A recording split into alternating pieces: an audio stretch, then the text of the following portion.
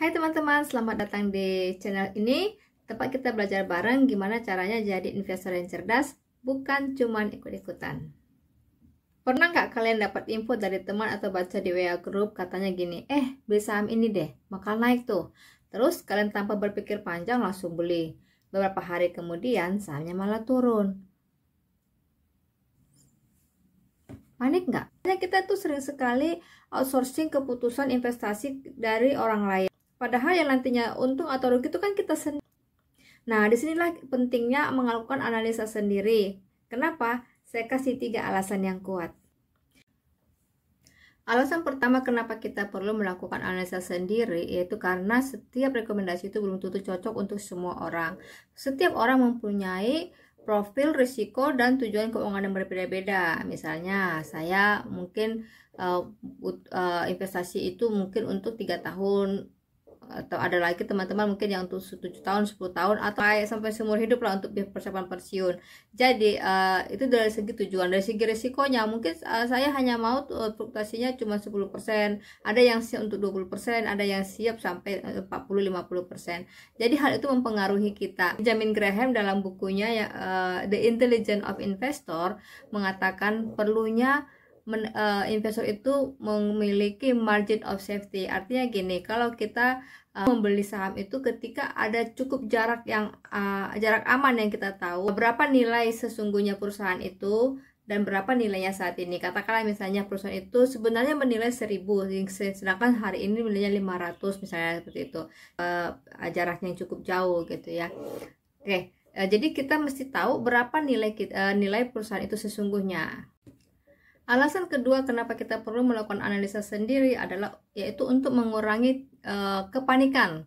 Karena Peter Lynch dalam bukunya One Up on Wall Street mengatakan know what you own, know why you own it. Jadi kita harus mengenal apa yang kita beli atau kita punya, dan kita harus tahu kenapa kita membelinya. Jadi sehingga ketika harganya turun naik ya kan, sebelum mencapai yang kita prediksikan, kita tentukan misalnya ini sebenarnya valuasinya seperti ini, kita cukup tenang, nggak usah panik. Itu kan memang sudah super hal yang lumrah kalau harga itu berfluktuasi berdinamis.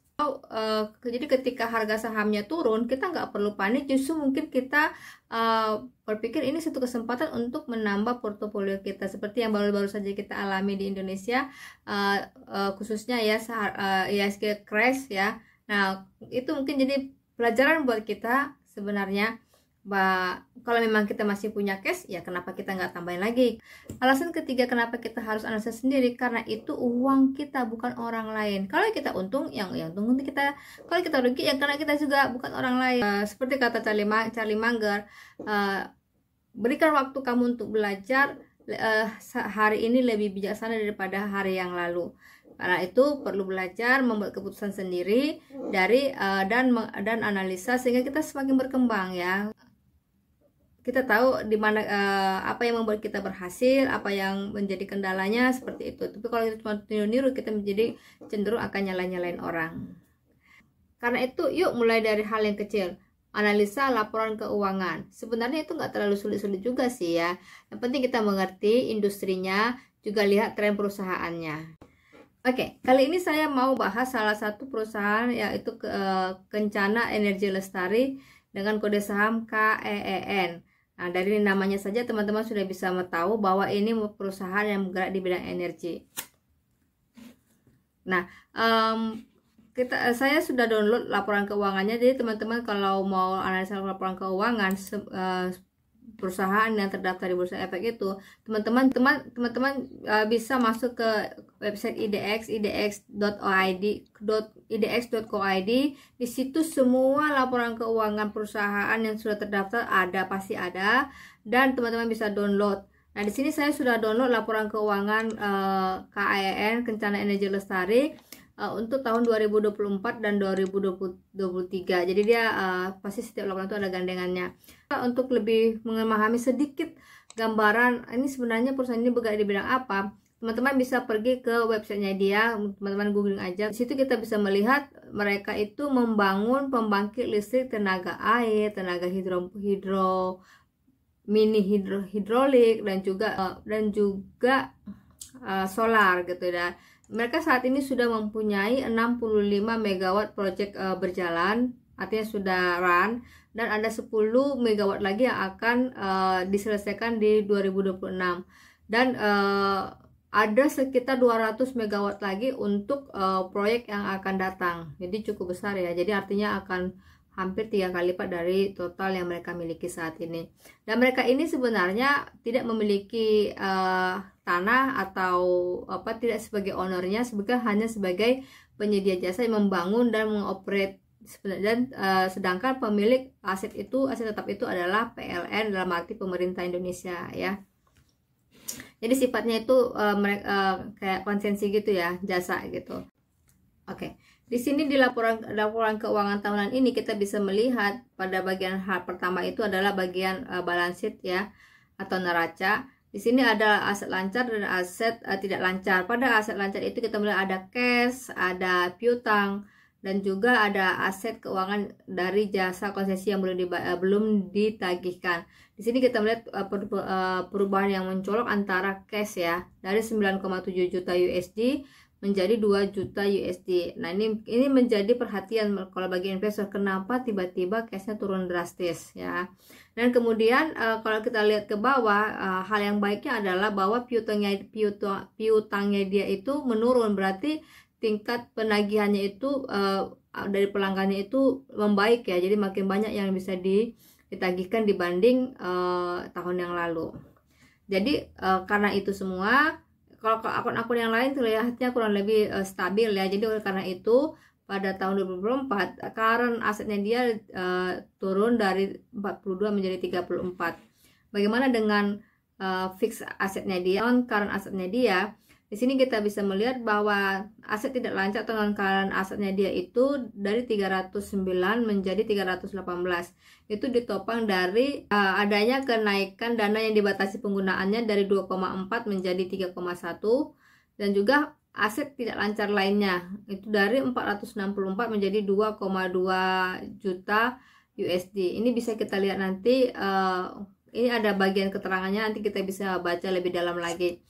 Jadi secara overall asetnya dia itu bertumbuh dari 352 juta USD menjadi 353 juta USD. Enggak terlalu signifikan sih ya kalau dari segi asetnya dia. Tapi kalau kita lihat dari aset lancarnya dia terjadi penurunan yang sangat luar biasa, terutama di bagian cash. Kemudian pada bagian liabilitasnya dia dari liabilitas lancarnya dia dari 30 juta menjadi 26. Hal itu disebabkan karena utang lain-lainnya itu turun dari 8 juta menjadi 3 juta, jadi turun 5 juta ya. Sedangkan utang ke bank jangka pendeknya dia naik 1 juta, dari 5 juta menjadi 6 juta. Bagian jangka panjangnya dia itu dari 134 juta USD menjadi 133, jadi nggak terlalu banyak signifikan perubahan ya. Kalau kita lihat utang banknya turun dari 74 menjadi 71, itu hal yang baik. Kalau utang lembaga keuangannya dia dari 18 menjadi 20, itu berarti kurang lebih sebenarnya totalnya itu sama lah ya. 134 juta USD menjadi 133, sekian juta USD. Bagaimana dengan ekuitasnya dia? Ekuitasnya dia itu dari 187 juta USD menjadi 193 juta USD. Dari mana asalnya? Itu terjadi peningkatan di bagian saldo laba ditahan dari 75,9 juta USD menjadi 80 juta 5 USD. Jadi dari sini kita bisa melihat bahwa ekuitasnya dia naik, return earningnya dia atau saldo laba ditahannya dia naik sekitar 6 juta USD. Bagaimana dengan pendapatannya dia? Pendapatan dia ternyata turun dari 48 juta menjadi 37 juta USD pada tahun 2024. Nah, ini menjadi pertanyaan, kenapa turun? Padahal dia kan jual listrik, apakah orang nggak beli listriknya lagi atau ada hal apa gitu ya? Kalau dilihat dari segi marginnya dia, sebenarnya dari segi gross marginnya dia sebenarnya tidak ada masalah, karena bagaimana dengan penjualannya dia 48 juta, dan pada tahun 2024 penjualannya dia 37, bebannya dia 15,8. Jadi berarti marginnya dia itu tidak ada perubahan. Berarti perusahaan ini sebenarnya baik-baik saja. Oleh karena penurunan penjualan, maka konsekuensinya adalah dia juga laba usahanya juga turun drastis ya, dari 24 juta USD menjadi 18 juta USD. Tapi di sini kita bisa katakan marginnya dia tidak berubah gitu ya. Sekarang kita masuk ke bagian cash flow-nya dia. Apakah penjualan itu ada duitnya? Ya kita lihat itu dari cash from operating activities atau kas dari aktivitas operasi, yaitu penerimaan kas dari pelanggan. Dari sini kita bisa melihat penerimaan pelanggan tahun 2024 itu justru lebih tinggi dibanding 2027. Itu karena tadi ya kita lihat bahwa receivable-nya dia itu berkurang. Berarti penerimaan pelanggan tahun ini itu banyak juga dari receivable yang kemarin-kemarin itu sudah berhasil ditagih gitu. Jadi bagus juga ya. Jadi artinya nggak banyak nunggak lah mereka pelanggannya. Dan kemudian ke pembayaran kepada pemasok itu naik dari 15 ke 21. Kemudian pembayaran kepada kas ini bisa dikatakan tidak terlalu signifikan ya. Jadi oleh karena dia di sini secara overall dari 9,3 juta menjadi 5,17 juta. Itu kenapa? Karena dia meningkatkan pembayaran kepada pemasoknya dia. Ini bisa jadi dia kita harus cek lagi ini account payable-nya dia atau hutang usahanya dia pada kemarin itu naik atau turun ya. Nah, di sini kan kalau kita lihat utang jangka pendeknya dia, liabilitas usahanya dia dari 6,3 menjadi 6,1. Itu kayaknya nggak ada, bisa dikatakan stabil ya. Tapi kalau utang lain-lain itu dari 8,2 menjadi 3. Nah, berarti dia mempercepat membayar hutang yang kemarin-kemarin itu dia bayar seperti itu. Jadi artinya lebih bagus lah, lebih sehat ya. Oke, kita lanjut ya. Nah, sekarang hal yang penting juga adalah arus kas dari investasi. Di sini kita melihat bahwa ada tambahan kas sebesar 638.000 USD pada tahun 2024. Kalau dibandingkan dengan 2023 itu cuma 4.800. Jadi ada penambahan yang signifikan. Nah, itu dari mana? Nanti kita bisa lihat di sini nih di nomor 4 ini dari keterangannya, catatannya ini kita lihat catatannya nomor 4 ini ada apa dari situ. Dan dia juga mengalukan perolehan aset tetap sebesar 484.871 USD. Itu jauh lebih kecil dibanding tahun lalu 559. Nah, mungkin teman-teman bertanya kok bagian PLTA atau energi terbarukan itu kok asetnya kecil ya? Karena tadi seperti saya katakan bahwa aset ini sebenarnya milik PLN, mereka hanya membangun. Nah, itu nanti kalau sudah selesai, ada kontrak selesai, itu sepenuhnya diserahkan kepada PLN kayak gitu. Oke, kemudian dari arus kas pendanaan, di sini dia menariknya adalah di sini dia menarik pinjaman sebesar 8 juta USD dibandingkan tahun 2024 dia menarik 74 juta USD. Jadi dia sedikit pengeluaran berarti ya. Dan dia melakukan pembayaran sebesar 9 juta USD dan beban bunganya 7 juta USD. Ada juga melakukan pembayaran dividen kepada pemilik sahamnya sebesar 1,7 juta USD dibanding tahun lalu itu 2023 itu 1,6 juta USD, berarti ada peningkatan pembagian dividen ya. Oke, jadi secara overall arus pendanaan itu dia banyak cash outnya dia ya. Dari yang waktu tahun lalu itu cash outnya 2,9 juta, ini cash outnya dia 13,55 juta. Jadi secara keseluruhan kasnya dia itu malah turun ya dibanding tahun lalu. Kalau tahun lalu dia bertambah 5,8 juta, ini kasnya dia turun 7,7 juta. Dan kas dia sekarang berakhir di 2.200.2.610 USD. Oke teman-teman, itu analisa singkat dari review singkat dari laporan keuangan. Jadi apakah kita dari sini sudah bisa ambil keputusan? Setidaknya kita dapat info bahwa penjualannya dia itu turun, pendapatan dia turun, tetapi dari segi aset dia tidak ada perubahan yang signifikan, malah receivable-nya cukup bagus. Jadi yang perlu kita pelajari adalah selanjutnya adalah kenapa pendapatan dia turun. Saya akan bahas di prode saya selanjutnya. Kalian terima kasih sudah menonton video kami.